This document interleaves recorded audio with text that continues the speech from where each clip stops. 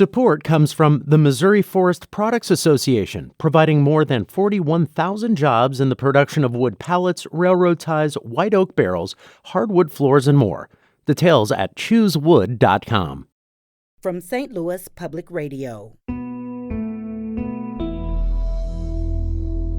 This is St. Louis on the Air. And it sounds like this was altruism on the part of the family that had owned this and farmed this. They understood that it belonged back in the Osage Nation's hands. Yes, and that is so critically important. It was truly heartbreaking in the end when another bidder simply ran the price up beyond what we were able to bid. I mean, I would like to see these folks step up and say, you know what, we're going to give it back to the tribe. Best case scenario, we're giving it to the tribe because that's who it belongs to. I'm Sarah Fenske. The week of September 13th was a roller coaster for people who care about the Osage Nation and its ancestral lands. That week, Missouri's Picture Cave was sold at auction. The cave includes ancient drawings made by the area's indigenous residents. Those drawings are among the very oldest in eastern North America. The cave was sold to a private bidder without ties to the Osage Nation. But the very next day, the nation got a shot of good news. It was getting a donation of 20 different acres in Missouri, acreage that also has ancestral ties. The donation came via the Native American Rights Fund. That's a nonprofit organization based in Colorado.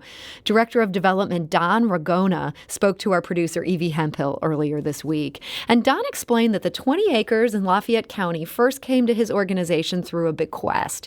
Here's what Don said initially stood out about this land. The fact that they were identified when we received the bequest, that they had mounds, burial mounds, and sacred sites on them. We didn't know if they were Osage or not. This was identified through family lore. They had no real scientific or archaeological proof.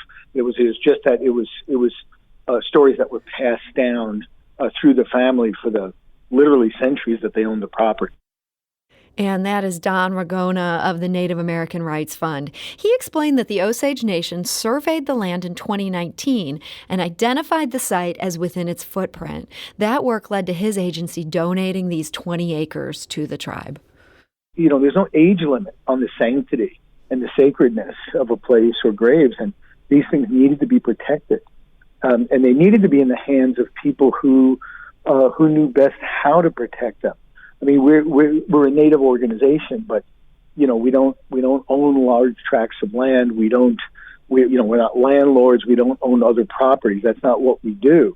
But what we do is protect these places to make sure that they're not destroyed, that they're not turned into a parking lot, and if we can, and in a case like this, get them back in the hands of the people who really were the first inhabitants of that land and who should rightly have possession to it again. Don Ragona with the Native American Rights Fund noted that this land hosts a longtime family farm. It's very rural. The mounds, you know, to the family's credit and to the folks that have been working, the land around it, they have left. They had a lot of. They obviously respected that area because they never plowed it over. They never tried to dig it up.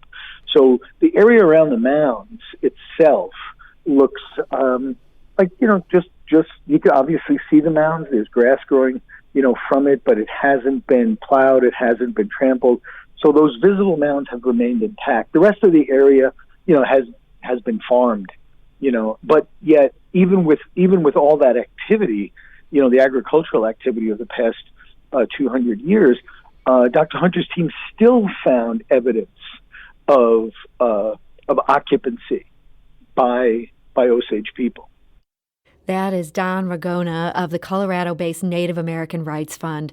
And joining us now with more information about this land is the very Dr. Hunter that he refers to. That's Andrea Hunter, director of the Osage Nation Historic Preservation Office.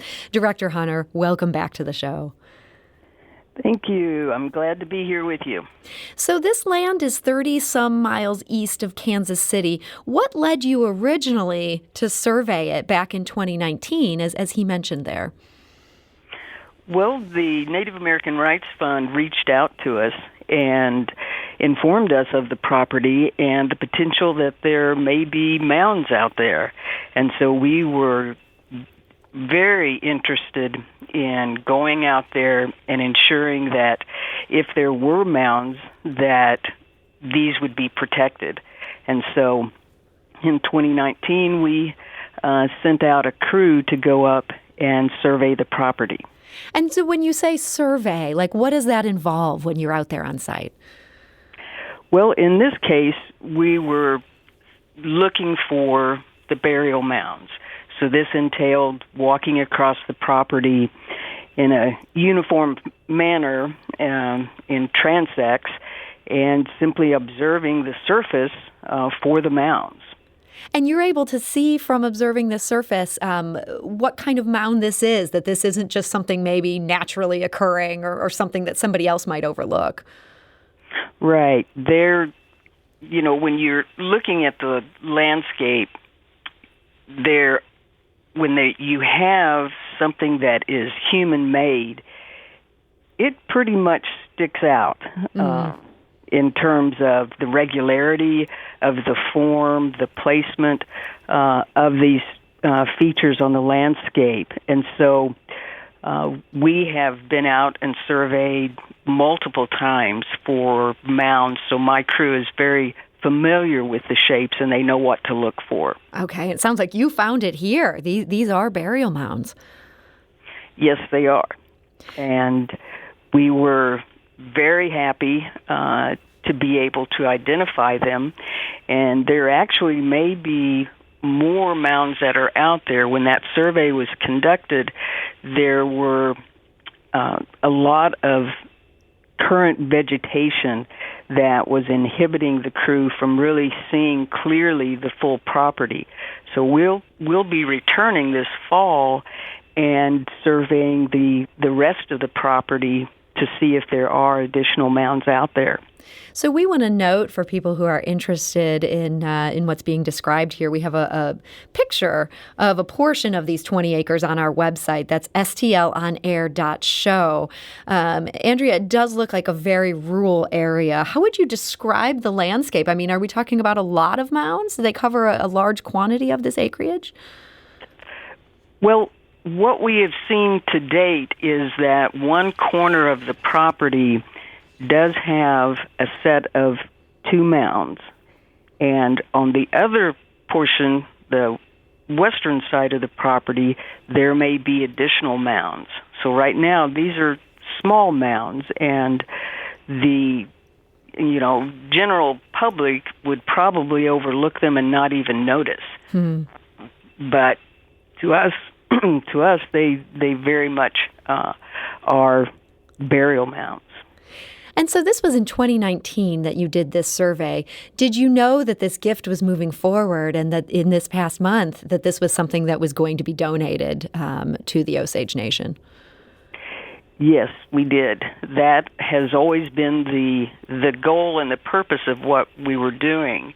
When Don Ragona reached out to us, he informed us that if indeed that there were mounds on the property, that the Native American Rights Fund would be donating the property to the Osage Nation. Mm-hmm.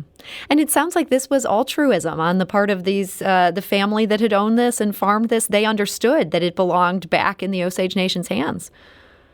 Yes, and that is so critically important when we have our ancestors buried in lands that are far from us.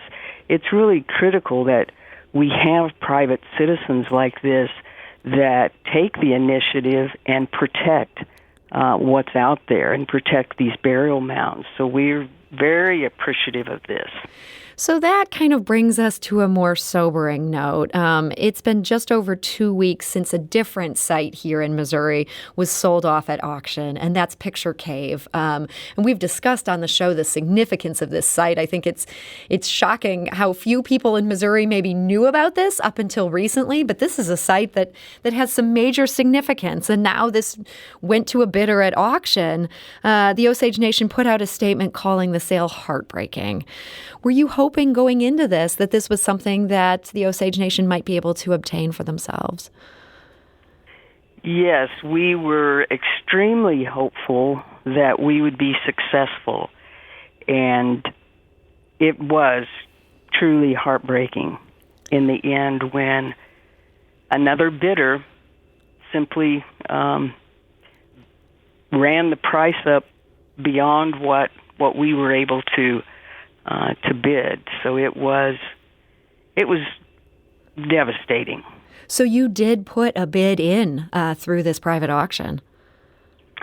Yes, we were working in conjunction with the Conservation Fund. And so you put this bid in, somebody else has it. Do you know at this point who the winner is, who ended up securing this property? No, unfortunately, we have tried to find out who this individual is or individuals. We don't know, but we have just come up against a brick wall. We simply have not found any leads that will open up to us and let us know who this is. So Don Ragona, again, he's with the Native American Rights Fund. He offered some thoughts on the Picture Cave situation. I want to play here what he said. The tribe was outbid, unfortunately, and I hope that the people who've purchased it, are going to really see how important this is on a lot of levels. First of all, to the tribe. Those cave paintings they're detailed paintings that, from what I've been told, talk about the Osage creation story and things like that. And they're in a lot of detail. So it's very obviously Osage. So it's very, very important culturally and spiritually for the Osage Nation. But on a much larger level, this is also an important find for the state. I mean, it's within the state of Missouri. What a tremendous archaeological find. And for it to be in private hands, to be exploited and hopefully never destroyed, for profit. I mean, I would like to see these folks step up and say, you know what, we're going to give it back to the tribe. Best case scenario, we're giving it to the tribe because that's who it belongs to. At a minimum, if they, it's like work some kind of an arrangement out, where the tribe has access, it can manage it, it can guard it, whatever. But the tribe needs to be involved in the caretaking of this land. And that, again, is Don Ragona of the Native American Rights Fund. And we're talking today to Andrea Hunter, who's the director of the Osage Nation Historic Preservation Office. Director Hunter, he talked about the Osage Nation being involved with the caretaking of this land. Is that something, if this so far anonymous private owner would want, is that something the Osage Nation would want to be involved with? Oh, absolutely. I mean, this is, as Don was stating, it is such a significant location for us. It's a burial site. Our ancestors were buried there. We very much would want to be a co-manager. If, this individual does not want to return this to us, we would hope that at least we could work with them to help protect the location and allow us access to ensure that it is protected and that it is safe. So you mentioned you'd run into roadblocks even just trying to figure out who now owns this, that this is something that this person has not come forward. You haven't been able to ID them. What do you see as the next steps as far as this property and your interest in it? Well, we're not going to give up. We're going to try our hardest to see if somehow we can get in contact with this person.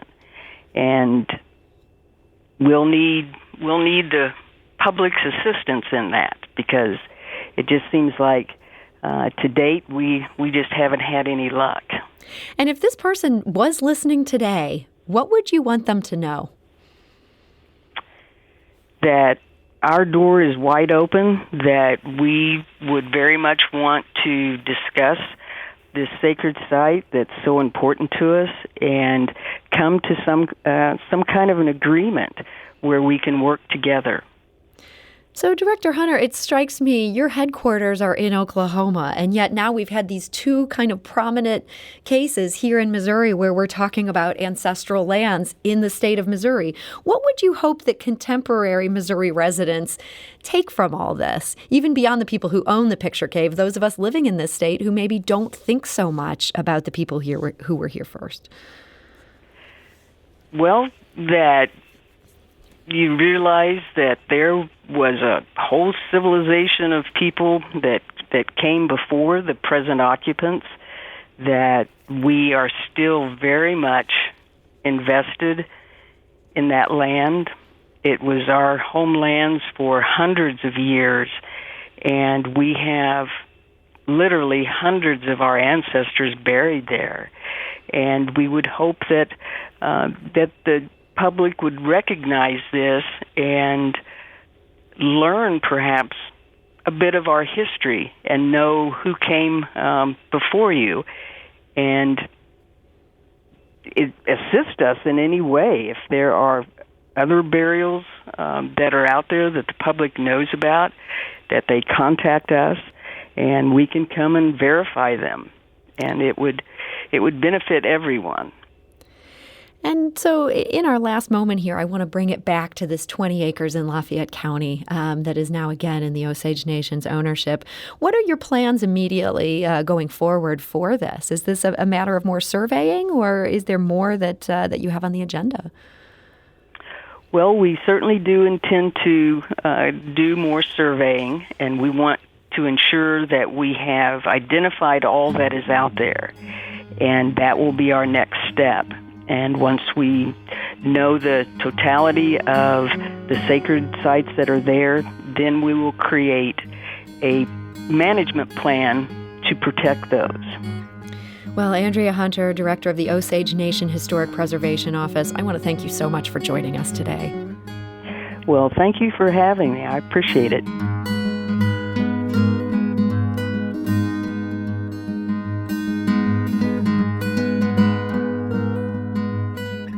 This episode was produced by Evie Hemphill with audio engineering by Aaron Dorr and production assistance from Jane Mather-Glass.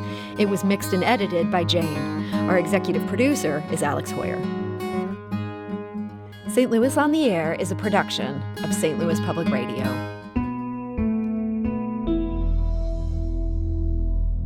Understanding starts here.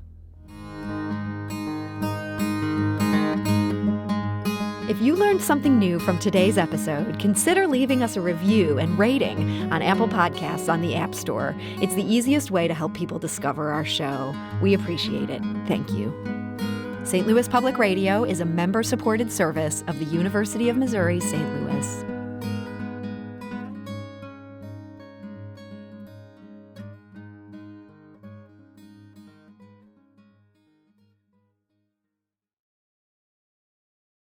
Support comes from Missouri Forest Products Association, committed to sustainable and sound conservation of the state's forests, which support more than 41,000 Missouri jobs, resulting in a $10 billion industry. ChooseWood.com.